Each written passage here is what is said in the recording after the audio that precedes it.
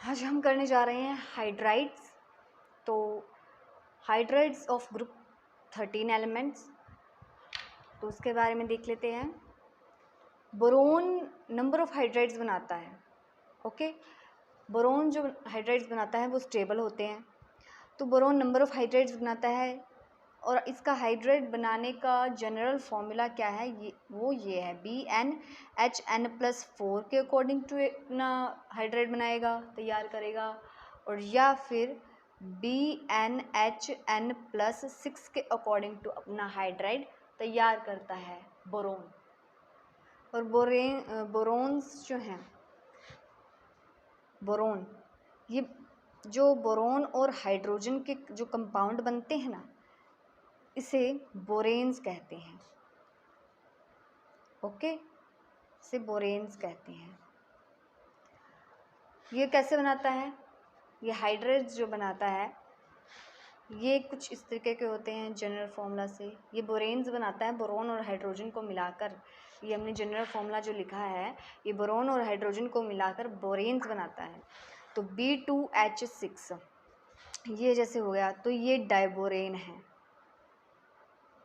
Okay, ऐसे ही B4H10 जो हो गया, ये टेट्राबोरेन है, टेट्राबोरेन 10। B5H9 जो हो गया, ये पेंटाबोरेन है, पेंटाबोरेन हमारे पास आ गया 9। ओके, ऐसे ही हमारे पास B6H10 जो है, ये हो गया हमारे पास हेक्साबोरेन 10। B5H11 जो हो गया, ये हमारे पास हो गया पेंटाबोरेन 11। ओके, यहाँ पर आप देख सकते हैं मैंने पीछे 10 लगाया है, 9 लगाया है, 10 लगाया है, 11 लगाया है। तो ये यहाँ पर मैंने क्यों लगाए हैं? क्योंकि ये शो करते हैं कि यहाँ पर नंबर ऑफ़ हाइड्रोजन कितने हैं। ये नंबर ऑफ़ हाइड्रोजन शो करते हैं। ओके, यहाँ पर अगर आपको फॉर्मूला, ये देखो, क्योंकि यहाँ पर दो जनरल फॉर्मूले हैं बोरेन्स बनाने के, तो यहाँ पर ये अलग अलग फॉर्मूला से मेड हुए हैं, B5H9 और B5H11। ये दोनों ही जो फॉर्मूलाज हैं ये अलग अलग से फॉर्म हुए हैं। ये मुझे कैसे पता चला? ये BnHn+4 से बना है और ये BnHn+6 से बना है। ये हमें कैसे पता चलेगा कि ये कौन से फॉर्मूले से बना है? अगर मेरे को हाइड्रोजन एटम पता है, ओके, तो मैं ये लिख सकती हूँ N+4 = 6। तो यहाँ से मेरे पास N की वैल्यू आ जाएगी क्या? सॉरी, यहाँ पर 6 नहीं है, यहाँ पर 9 है। तो N की वैल्यू आ जाएगी क्या? 5। 9 - 4 5। ओके, तो N की वैल्यू यहाँ पर 5 है। क्या मेरे पास Bn जो है वो यहाँ पर जो N की वैल्यू है वो 5 आ रही है? आ रही है। तो इसका मतलब कि मैंने जो निकाला है वो करेक्ट है। ओके, और यहाँ पर B5H11 मैंने ये वाला फॉर्मूला लिया था ना N+4, क्योंकि हमें हाइड्रोजन की अमाउंट पता थी, तो N+4 को मैंने 9 के इक्वल रख दिया, तो यहाँ से मुझे N की वैल्यू पता चल गई। अगर मेरा बोरेन यहाँ पर 5 आ रहा है, तो इसका मतलब कि मैंने ये वाला फॉर्मूला यूज़ किया है। ओके, अगर मैं N+6 को इक्वल रख देती 9 के, तो यहाँ पर क्या आ जाता? यहाँ पर N की वैल्यू आ जाती 9 - 6 3। तो यहाँ पर मेरे पास N की वैल्यू 3 आ जाती। तो क्या मेरे पास बोरोन यहाँ पर 3 है? नहीं, यहाँ पर तो 5 है। तो मेरा ये फॉर्मूला गलत होता कि मैंने यहाँ पर ये वाला फॉर्मूला नहीं यूज़ किया, मैंने यहाँ पर ये वाला फॉर्मूला यूज़ किया है। नेक्स्ट, अगर N+6 लें, यहाँ पे 11 है, तो N+6 = 11। तो N की वैल्यू यहाँ से हमारे पास आ गई क्या? 5। तो यहाँ पर क्या बोरोन 5 आ रहा है? हाँ जी, बिल्कुल आ रहा है। तो इसका मतलब यहाँ पर BnHn+6 वाला फॉर्मूला यूज़ हुआ है। नेक्स्ट, अगर मैं N+4 को 11 के इक्वल रख देती हूँ, तो मेरे पास N की वैल्यू क्या आती है? 11 - 4 तो यहाँ पर मेरे पास n इक्वल्स टू 7 आ जाता।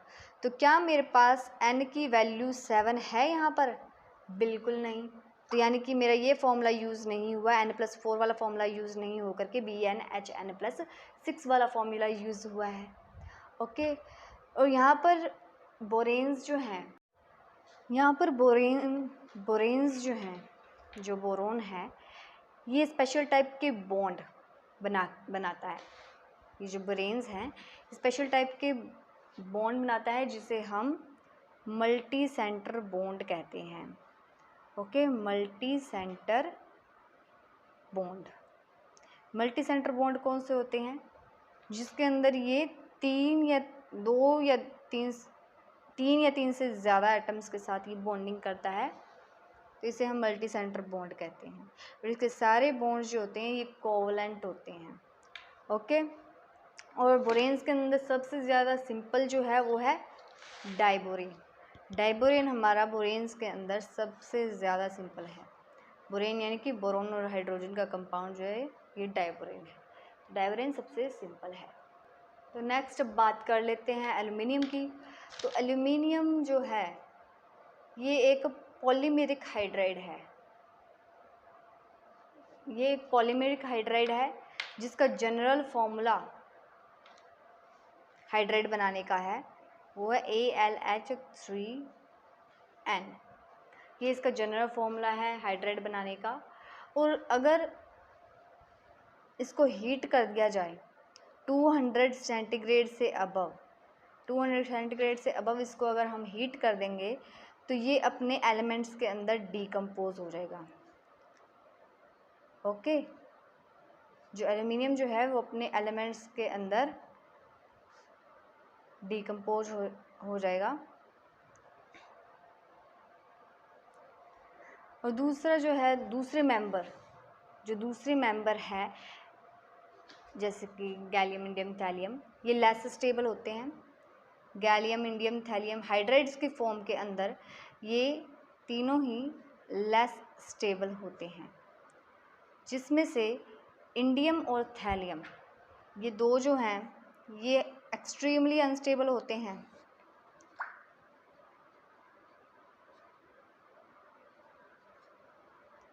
ये बहुत ही ज़्यादा अनस्टेबल होते हैं। ओके। और ये कॉम्प्लेक्स कंपाउंड्स भी बनाते हैं हाइड्राइड्स के फॉर्म के अंदर। ये कॉम्प्लेक्स कंपाउंड्स बनाते हैं कौन कौन से? ये जैसे कि ये तो एक्सट्रीमली अनस्टेबल होते हैं, इंडियम और थैलियम हाइड्राइड। 3NaBH4 लूँ प्लस एल्युमिनियम क्लोराइड लूँ AlCl3, तो ये रिएक्शन करके हमें AlBH4 थ्राइस बना देंगे प्लस 3NaCl बाहर निकल जाएगा। ओके। यहाँ से Cl जो है ये 3 है, सोडियम यहाँ पर 3 है, तो क्लोरीन इसके साथ अटैच हो जाएगा। ओके। और एल्युमिनियम के साथ क्या बच जाएगा? BH4 भी क्या आगे क्या लिखा है? 3 लिखा है, तो ये BH4 थ्राइस हो जाएगा। ये कॉम्प्लेक्स हाइड्राइड्स बनाते हैं, कॉम्प्लेक्स हाइड्राइड्स, जैसे कि हमारे पास लिथियम एल्युमिनियम हाइड्राइड हो गया, lithium aluminium hydride, lithium boron hydride हो गया, लिथियम गैलियम हाइड्राइड हो गया। तो ये कॉम्प्लेक्स हाइड्राइड्स हैं। ये कॉम्प्लेक्स हाइड्राइड्स क्यों बनते हैं? ये जो कॉम्प्लेक्स हाइड्राइड्स हैं ये क्यों बने? क्योंकि यहाँ पर p जो ऑर्बिटल्स हैं ये वेकेंट होते हैं आउटर मोस्ट शेल के अंदर, because p orbitals are vacant in outer most shell. Last shell के अंदर p ऑर्बिटल वेकेंट होते हैं, इसलिए ये कॉम्प्लेक्स हाइड्राइड्स बनाते हैं। ओके। तो वेकेंट p ऑर्बिटल होने के कारण आउटर मोस्ट शेल के अंदर ये हाइड्राइड, तो यहाँ पर p ऑर्बिटल जो है ये वेकेंट होता है आउटर मोस्ट शेल के अंदर, इसलिए हाइड्राइड आयन को ये जल्दी से टेक कर लेते हैं, यानी कि जल्दी हाइड्राइड आयन्स को ले लेते हैं और यहाँ पर हाइड्राइड आयन जो है ये इलेक्ट्रॉन डोनर का काम करता है। ओके, जैसे कि अब हम यहाँ पर रिएक्शंस देखते हैं कुछ। ये हो गया हमारे पास XH3 प्लस, अब इसकी हाइड्राइड आयन के साथ रिएक्शन करवाएंगे तो हमारे पास आ जाएगा XH4 नेगेटिव आयन, यहाँ पर आ जाएगा। ओके, तो यहाँ पर X जो है ये कुछ भी हो सकता है, कुछ भी मतलब boron, aluminium, gallium, okay, gallium, indium, thallium etcetera, कुछ भी हो सकता है यहाँ पर X। अगर मैं बोरोन के साथ इसकी रिएक्शन करवाऊँ तो B, यहाँ पर H3 plus H negative ion, hydride ion, और यहाँ पर मेरे पास बन गया क्या, BH4 नेगेटिव। इसे हम ऐसे भी लिख सकते हैं या फिर ब्रैकेट में ऐसे भी लिख सकते हैं, BH4 नेगेटिव। ये टेट्राहाइड्रोबोरेट बन गया हमारे पास, ये हमारे पास टेट्राहाइड्रोबोरेट बन गया। अब ऐसे ही एल्यूमिनियम की बात करते हैं तो AlH3 प्लस, यहाँ पर हाइड्राइड आयन की जब हम रिएक्शन करवाएंगे तो हमारे पास बन जाएगा AlH4 नेगेटिव। तो एक बात और देख लेते हैं कि यहाँ पर ये जो टेट्राहाइड्रोबोरेट जो है या फिर अल्कली मेटल के साथ ये प्रिडोमिनेंटली आयनिक करैक्टर के होते हैं। वैसे तो बोरोन कोवलेंट बॉन्ड बनाता है, लेकिन यहाँ पर क्या है, ये आयोनिक बॉन्ड बनाता है या फिर आयनिक करैक्टर का हो जाता है। टेट्राहाइड्रोबोरेट यहाँ पर आयनिक करैक्टर का होता है। और इसकी जो स्ट्रक्चर है, टेट्राहाइड्रोबोरेट की स्ट्रक्चर, वो टेट्राहेड्रॉन है, टेट्राहेड्रल स्ट्रक्चर है इसकी। टेट्राहेड्रल स्ट्रक्चर कैसी है जरा वो भी देख लेते हैं। टेट्राहेड्रल स्ट्रक्चर होने का मतलब है H और ये कुछ इस तरीके का ये स्ट्रक्चर हमें बना करके देता है। टेट्राहाइड्रोबोरेट का स्ट्रक्चर इस तरीके का होता है, टेट्राहेड्रल ज्योमेट्री है इसकी। नेक्स्ट अब देखते हैं, अगर लिथियम बोरोहाइड्राइड वाटर के साथ जब ये रिएक्ट करता है, यहाँ पर देख लेते हैं, जो लिथियम बोरोहाइड्राइड है ये वाटर के साथ बहुत ही वायलेंट, यहाँ पर लिथियम बोरोहाइड्राइड जो है ये वाटर के साथ वायलेंट रिएक्ट करता है और यहाँ से हम हाइड्रोजन को लिबरेट करता है। हम नहीं करते, ये रिएक्शन जो है इसके अंदर हाइड्रोजन लिबरेट कर लेता है वाटर। ओके, तो ये हमको क्या बना करके देता है, ये हमें LiBO2 प्लस 4 हाइड्रोजन निकल जाते हैं। इसमें से जितने भी हाइड्रोजन होते हैं वो निकल जाते हैं। H4 है यहाँ पर तो ये निकल जाएंगे, यहाँ पर O आकर के जुड़ जाएगा, तो यहाँ पर हमें 2H2O चाहिए वैसे। ओके, तो लिथियम बोरोहाइड्रेट जब भी वाटर के साथ रिएक्ट करेगा तो वो पहली बात आराम से शांत तरीके से रिएक्ट करेगा नहीं, ये वायलेंट तरीके से रिएक्ट करेगा, यानी धमाकेदार रिएक्ट करेगा और हाइड्रोजन लिबरेट कर लेगा। ओके, ऐसे ही हमारे पास सोडियम बोरोहाइड्राइड है जिसे हम NaBH4 कहते हैं। NaBH4 इस तरीके से हम इसे लिखते हैं। ये वाटर के साथ स्लोली रिएक्ट करता है और हो सकता है कि ये स्लो रिएक्ट करने की वजह से इस कोल्ड वाटर के अंदर खुद को रिक्रिस्टलाइज्ड कर लेता है। स्लाइट डिकम्पोजिशन के कारण ये खुद को रिक्रिस्टलाइज्ड कर लेता है जब इसकी वाटर के साथ रिएक्शन करवाएंगे। ऐसे ही सोडियम बोरोहाइड्राइड है जिसे NaBH4 हम लिखते हैं इस तरीके से।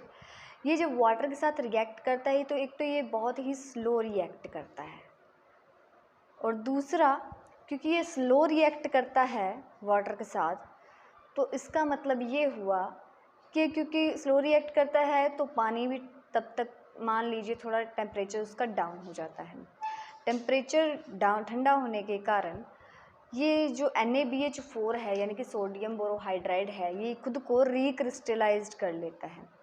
स्मॉल डिकम्पोजिशन के साथ, स्लाइड डिकम्पोजिशन के साथ ये खुद को रिक्रिस्टलाइज्ड कर लेता है। ओके, और ऐसे ही पोटाशियम बोरोहाइड्राइड है जिसे हम KBH4 लिखते हैं।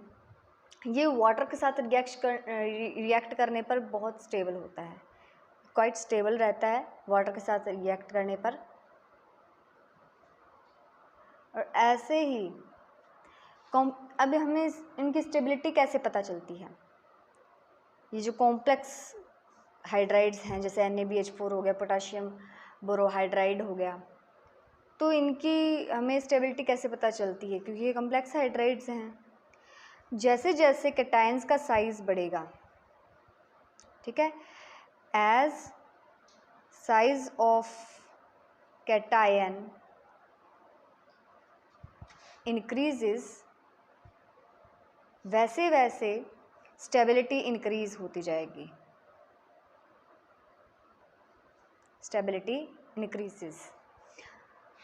ऐसे ही हमारे पास लिथियम एल्यूमिनियम हाइड्राइड और सोडियम एल्यूमिनियम हाइड्राइड जो हैं, लिथियम एल्यूमिनियम हाइड्राइड, ये जो दो कॉम्प्लेक्सेस हैं, ऐसे इस तरीके के जो कॉम्प्लेक्सेस हैं, लिथियम एल्यूमिनियम हाइड्राइड हो गया या फिर सोडियम एल्यूमिनियम हाइड्राइड हो गया हमारे पास, तो ये बहुत ही पावरफुल रिड्यूसिंग एजेंट है,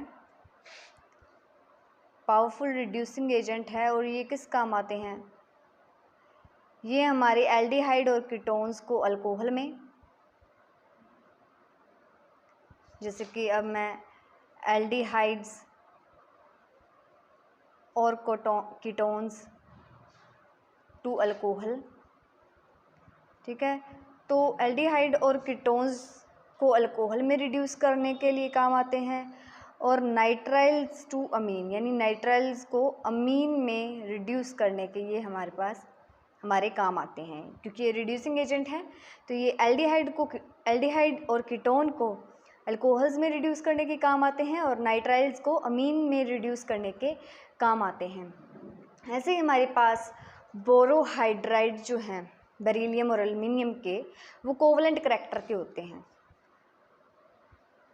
जैसे कि अब मैं बेरिलियम की बात करते हैं हम, तो बेरिलियम हाइड्राइड जो है ये हमें 2NaBH4 sodium borohydride plus beryllium chloride को जब हम रिएक्ट कराते हैं 400 केल्विन के टेम्परेचर पर, तब हमें ये रिज़ल्ट मिलता है, क्या? बेरिलियम बोरोहाइड्राइड मिलता है। This is beryllium borohydride plus 2NaCl हमें ये बना कर देता है। तो ये जो बेरिलियम बोरोहाइड्राइड बना है ना, ये कोवलेंट करैक्टर का है, और ये एल्यूमिनियम के साथ भी अगर बनता है ना बोरोन हाइड्राइड, तो वो भी कोवलेंट करैक्टर ही शो करता है। अगर मैं अब ऐसे ही अब हम लिथियम एल्यूमिनियम हाइड्राइड को जब प्रिपेयर करते हैं, ओके, लिथियम एल्यूमिनियम हाइड्राइड को, तो उसके लिए हमें 4 लिथियम हाइड्राइड चाहिए प्लस एल्यूमिनियम क्लोराइड चाहिए AlCl3। उसको ईथर की प्रेजेंस में जब हम रिएक्ट करवाते हैं, तब हमें लिथियम एल्यूमिनियम हाइड्राइड मिलता है प्लस 3LiCl यानी लिथियम क्लोराइड बाहर आ जाता है। तो ये एक बहुत ही पावरफुल रिड्यूसिंग एजेंट है, ये भी एक पावरफुल रिड्यूसिंग एजेंट है, इसे याद रखना। It is also a powerful reducing agent. ऐसे ही हमारे पास लिथियम गैलियम हाइड्राइड बनता है। इसी मेथड से ही हम लिथियम गैलियम हाइड्राइड को भी प्रिपेयर कर सकते हैं। अब हमारे पास एल्यूमिनियम बोरोहाइड्राइड कैसे बनता है? ये है हमारे पास एल्यूमिनियम बोरोहाइड्राइड, यही है फॉर्मूला इसका। तो अब हमारे पास ये कैसे प्रिपेयर होगा, तो जब हम सोडियम बोरोहाइड्राइड यहाँ पर है NaBH4 को aluminium chloride anhydrous aluminium chloride के साथ रिएक्ट करवाएंगे AlCl3, तब हमें ये एल्यूमिनियम बोरोहाइड्राइड बनाकर देगा, 3 आ जाएगा यहाँ पर, और NaCl इसका बाहर निकल जाएगा। अगर इसको बैलेंस करवाएंगे तो यहाँ पर 3NaBH4 आ जाएगा, यानी कि 3 सोडियम बोरोहाइड्राइड को जब हम एनहाइड्रस एल्यूमिनियम क्लोराइड के साथ रिएक्ट करवाएंगे तो हमें एल्यूमिनियम बोरोहाइड्राइड मिल जाएगा और NaCl बाहर निकल जाएगा। So this is all about our hydrides.